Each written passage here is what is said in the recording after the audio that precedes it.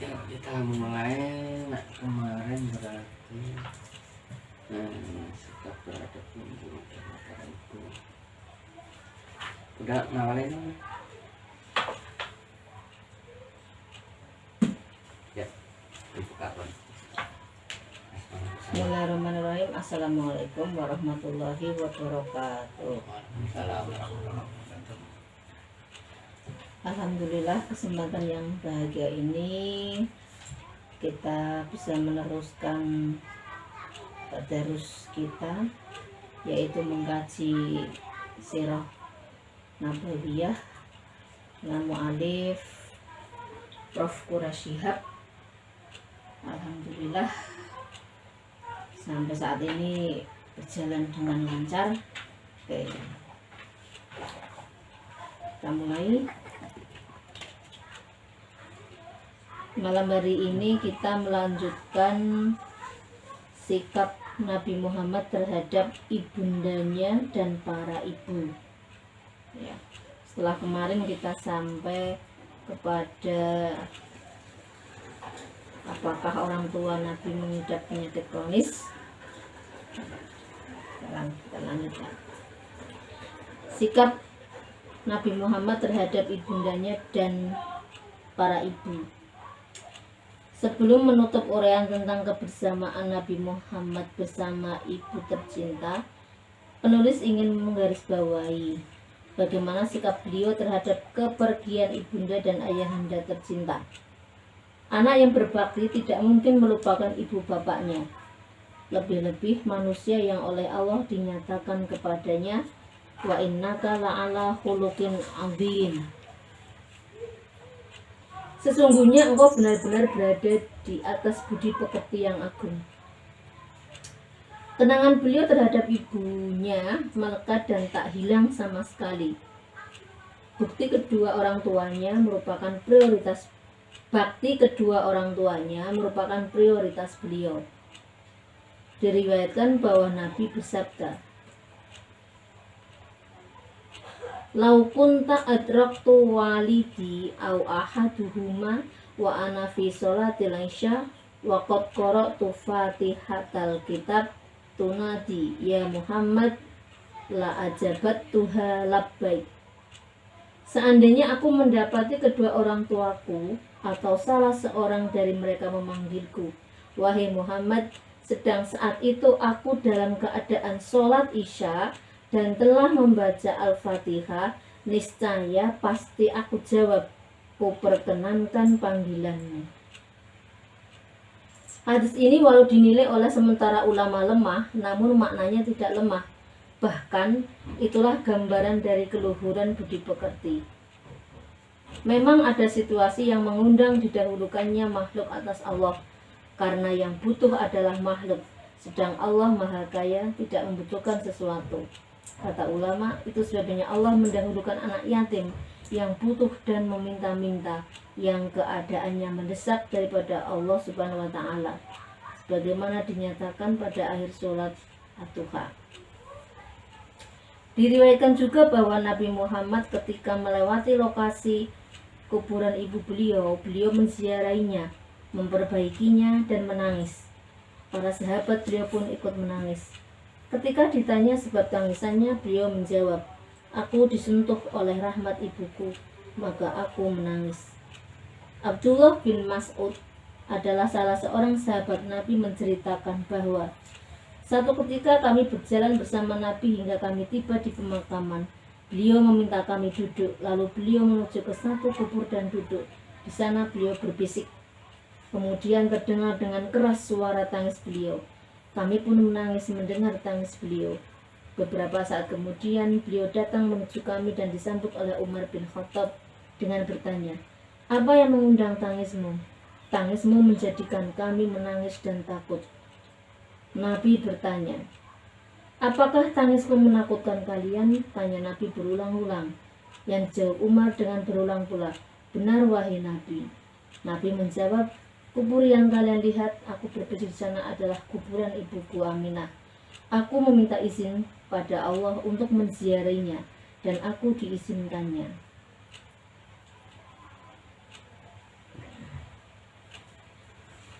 Bunda, ada.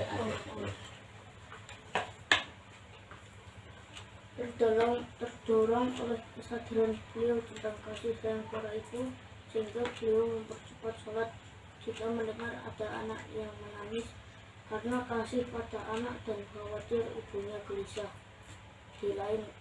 Di kali lain datang seseorang yang bermaksud mengikat janji setia kepada Nabi Shallallahu Alaihi Wasallam untuk berhijrah dan berjuang demi meraih ganjaran ilahi.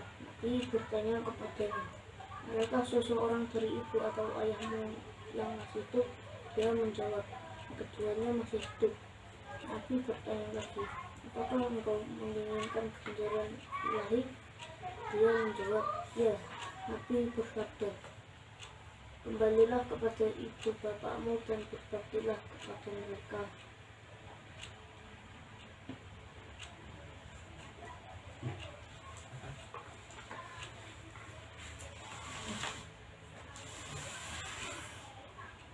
Yang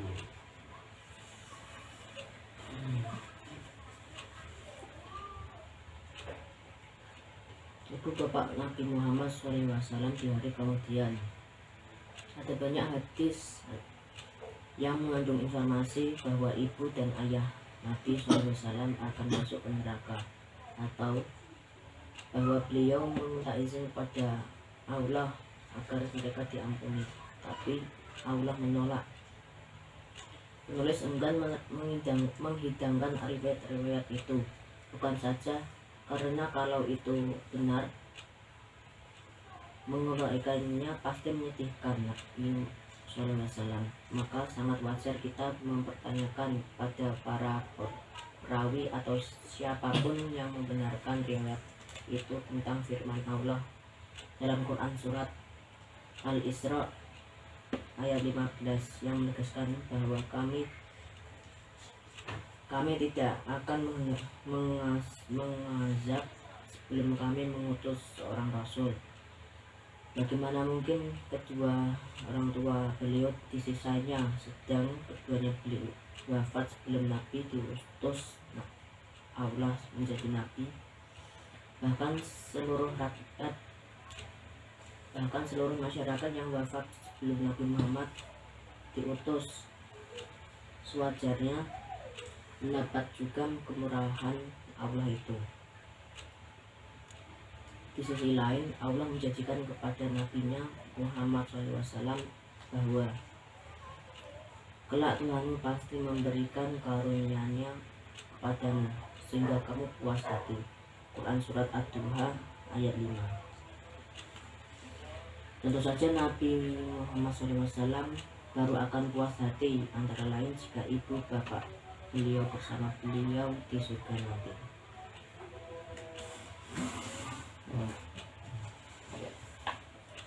bersama Abdul Muthalib.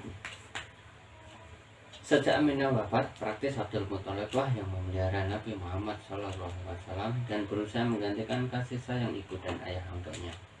Tidak dapat disangkal bahwa cucu kesayangan tokoh masyarakat Makkah itu adalah dia yang merupakan satu-satunya dari anak kesayangan Abdullah, putra satu-satu dari anak kesayangannya Abdullah. Diriwayatkan bahwa bila disiapkan makanan untuk Abdul Muthalib, dia selalu menanyakan, mana anakku Muhammad, untuk diajaknya makan bersama.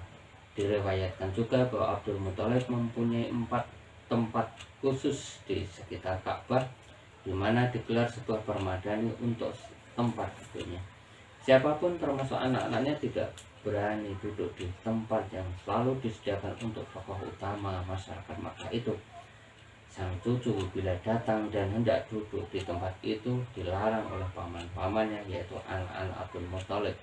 Tetapi sang kakek jika mendengar larangan itu berkata, biarkan cucuku, dia kelak akan mempunyai peranan yang besar.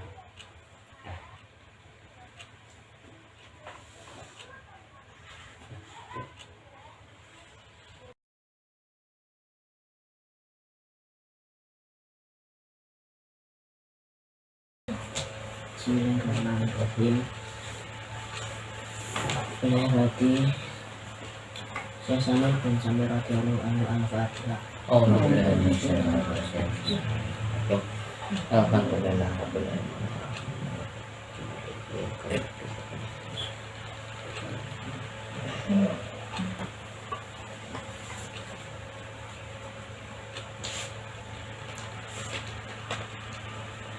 Bismillahirrahmanirrahim. Faslun tawi iki iku ana fasal suci. Arkanus sholati tawi pira-pira rukune sholat iku sab'ata asyara 17. Al awalu tawi kakak kang awal, an-niyatu niat, asani tawi kang kaping pindho iku takbiratul ihram, asalisu tawi kang kaping 3 iku al-qiyamu jumeneng, alal qadiri ing ngatasé wong kang puasa, fil fardi ing dalem salat fardu, ar-rabi'u tawi kang kaping 4 iku qiraatul fatihati maca Fatihah, al-khamisu tawi kaping 5 iku ar-ruku'u rukuk, as-sadisu tawi kaping 6 iku at-tumakninatu tumakninah fihi ing dalem rukuk, as-sabi'u utawi kang kaping 7 iku al-i'tidalu i'tidal, as-saminu utawi kang kaping 8 iku at-tumakninatu tumakninah fihi ing dalem i'tidal, at-tasiqu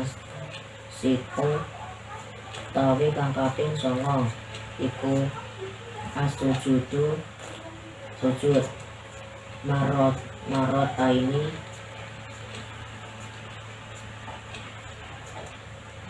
lawan rong ambalan, asa al-ashiru tawi kang kaping 10 iku at-tumakninatu tumakninah fihi ing dalem sujud, al-hadiyah asyara utawi kang kaping 11 iku al-julusu lungguh baina sajdataini ing dalem antarane sujud loro, masaninya asyara utawi kang kaping 12 iku at-tumakninatu tumakninah fihi ing dalem lungguh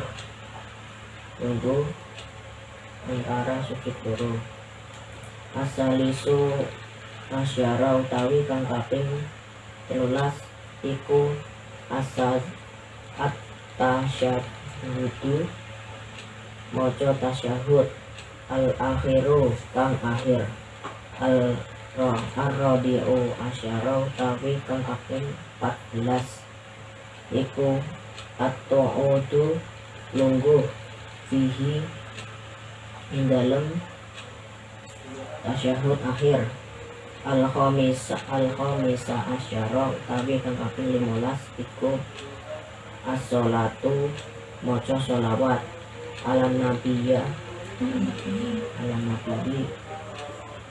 sallallahu alaihi wasallam ing atase kanjeng Nabi Muhammad sallallahu alaihi wasallam, fihi ing dalem lungguh tasyahud akhir, asadiyah asyara utawi kang kaping 16 iku assalamu puluh salam, as-sabi'a asyara utawi kang kaping 17 iku at-tartibu urut-urut.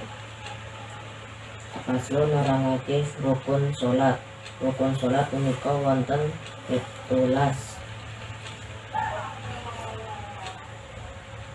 Setunggal niat, kalih takbiratul ihram, 3 jumeneng tumrap tiyang ingkang kuwasa ing dalem salat fardu, Sekawan maos surah Al-Fatihah. Gangsal rukuk dalam tumak nina ing dalam rukuk. Tumak nina inggih punika anteng sedayanipun anggota badan sak kinten-kinten cekap kangge maos subhanallah. 7 iktidal. 8 tumak nina ing dalam iktidal. 9 sujud kalih ambalan. 11 tumak nina ing dalam sujud. 11 lungguh antawisipun sujud kalih. 12 tumak nina ing dalam lungguh antawisipun sujud kalih. 13 maos tasyahud akhir. 19 lungguh tasyahud akhir. Gangsal 11 maos sholawat ing dalam Kanjeng Nabi Muhammad Shallallahu Alaihi Wasallam ing dalam tasyahud akhir. 16 puluk salam. 17 tertib.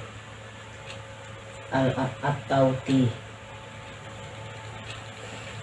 Salat munggah lafat inggih punika doa.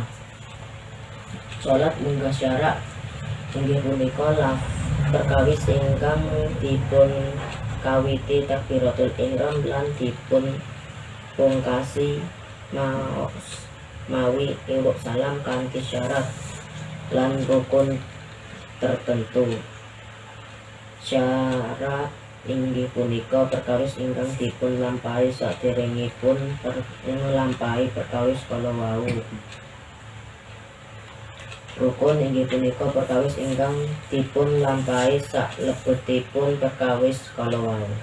Nah, di sini dulu sudah jelas itu. Ya, rukun dan syaratnya. Ya.